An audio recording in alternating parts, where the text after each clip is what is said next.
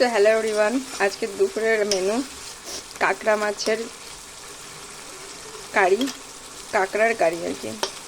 তো এর আগে আমি কোনোদিনও রান্না করিনি বলবো না, এর আগে একদিন রান্না করেছি।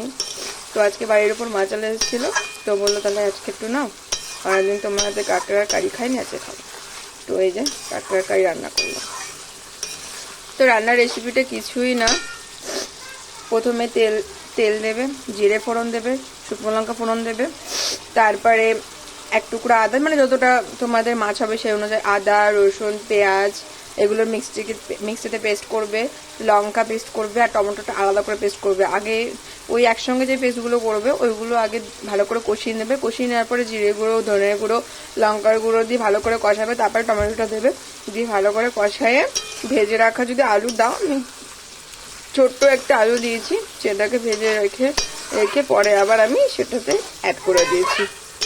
তারপরে মশলাগুলো দিয়ে কষিয়ে হালকা করে জল দিয়ে কষিয়ে এরকম শুকনো শুকনো করে নামিয়ে দেবে। আর হ্যাঁ, নামানোর পরে একটু গোটা গরম মশলা দিয়ে দেবে। টাটা। কেমন লাগলো আজকে রেসিপিটাতে বলার, কাঁকড়া কাদের কাছে ভালো লাগে অবশ্যই কমেন্টে জানাবে।